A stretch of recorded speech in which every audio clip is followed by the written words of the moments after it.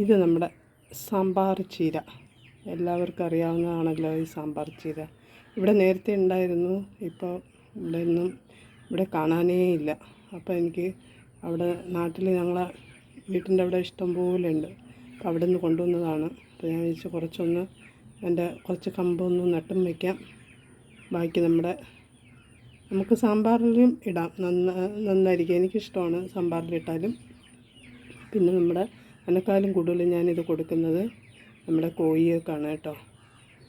കോഴികളാണ് എൻ്റെ വീട്ടിലെ ഈ ചീരവർഗ്ഗങ്ങൾ അധികവും കഴിക്കുന്നത്. അപ്പോൾ ഈ സാമ്പാർ ചീര ഇതും കൂടെ അരിഞ്ഞിട്ട് ആണ് അവർക്ക് പോഷകസമൃദ്ധമായ ആഹാരം, ഉച്ചയ്ക്കുള്ള ആഹാരം കൊടുക്കുന്നത്.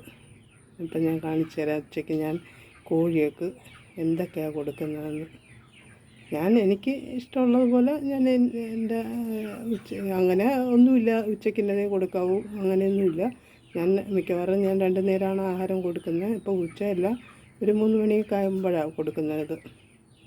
അവർ കിടന്ന് വിളി തുടങ്ങിയിട്ടുണ്ട്. അവരുടെ ആഹാരത്തിൻ്റെ സമയം കഴിഞ്ഞെന്ന് പറഞ്ഞിട്ട്. അപ്പോൾ ഞാൻ വേഗം ഇതൊക്കെ ഒന്ന് അരിഞ്ഞ് റെഡിയാക്കി എടുക്കട്ടെ.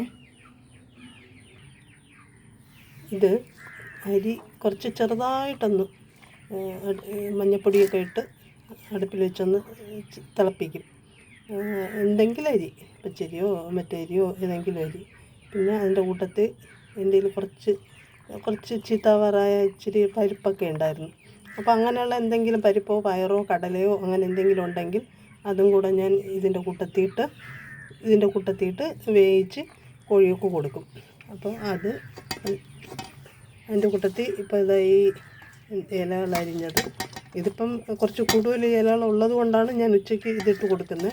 അല്ലെങ്കിൽ ഞാൻ സാധാരണ ഇതും കൊടുത്തിട്ട് ഈ അരി വേവിച്ചതും എൻ്റെ കൂടെ ഇതുപോലെ എന്ത് സാധനങ്ങൾ പഴയതുണ്ടായിരുന്നാലും എനിക്ക് ഇതുപോലെ ആരെങ്കിലുമൊക്കെ ചീത്തായ സാധനങ്ങളൊക്കെ ആരുടെയും കയ്യിലിരിക്കുകയാണെങ്കിൽ അവരൊക്കെ എനിക്ക് തരും. അപ്പോൾ അതൊക്കെ വെച്ച് കൊടുക്കും. പിന്നെ ഞാൻ എന്നും ഉച്ചയ്ക്ക് കൊടുക്കുന്നത്, ഉച്ചയ്ക്കല്ല ഒരു നേരം ഞാൻ അവർക്ക് കൊടുക്കുന്നത് ഇതാണ്,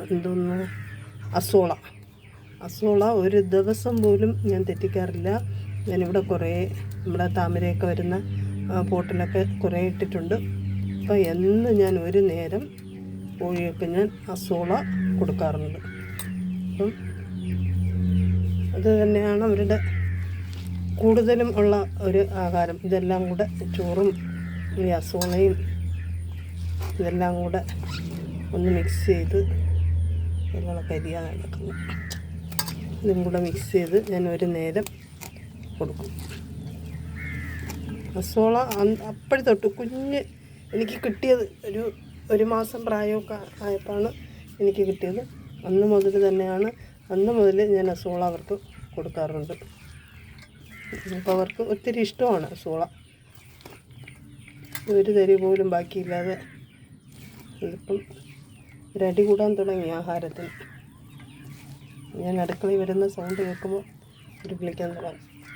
അപ്പം ഇതാണ് അവരുടെ ആഹാരം. കണ്ടോ, ഞാൻ എൻ്റെ കുട്ടികൾക്ക് എങ്ങനെയാണ് ചീരവർഗ്ഗങ്ങളും അങ്ങനെയൊക്കെയുള്ള കൊടുക്കുന്നത് പോലെ ഞാൻ ദിവസവും എൻ്റെ കോഴിക്കുഞ്ഞുങ്ങൾക്ക് ഞാൻ കൊടുക്കാറുണ്ട്. നല്ല ആഹാരങ്ങൾ തന്നെയാണ് ഞാൻ അവർക്ക് കൊടുക്കുന്നത്.